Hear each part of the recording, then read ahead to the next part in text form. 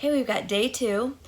So just a few tips and tools to use. The tools that I would have handy are my metal rib, my fork knife tool, and my wooden tool. You may want a water source of some sort just to get your hands wet or the table wet to roll your coils.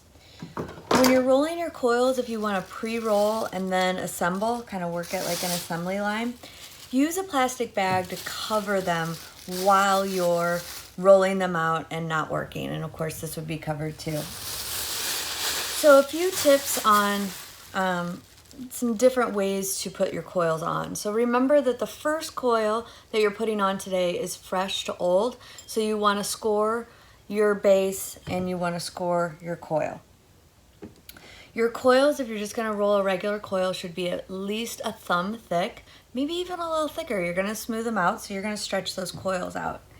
If you want to roll them kind of super thick, like that, only I would be a lot longer, but if you want to roll them like that and then flatten them, almost like you're pre-smoothing, you can do that, just don't flatten them.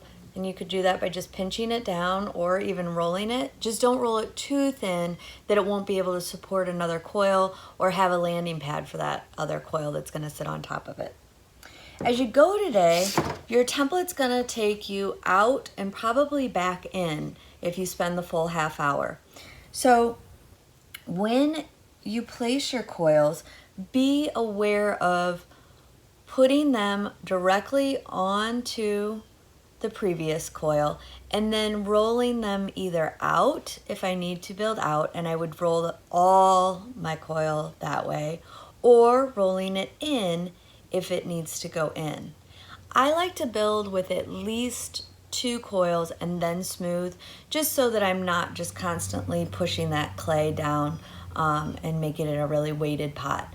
But you can, especially if you're using this method, you could smooth every one if you wanted to.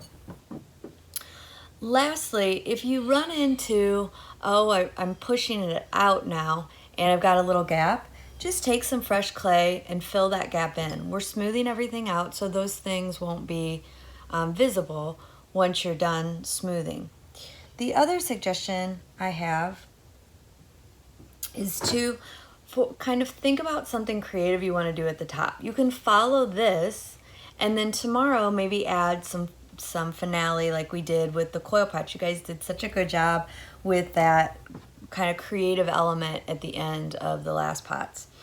So that's kind of it for today. I'm going to just do a time lapse of me building so you can see that I'm constantly checking in with my template, pushing the pot at least in 3 to 4 places every time that I smooth, because every time you smooth, you're going to kind of push around your adjustments. Also, think about not picking up the pot a lot, have it stable and be able to turn it. If you don't have something that spins, newspaper is nice and slidey on the table. Okay? All right, and I'll just have the rest of the video is just going to be a time lapse of me building. So get out there. It's going to be 80 degrees today and enjoy the sunshine. All right, I'll see you tomorrow. Bye.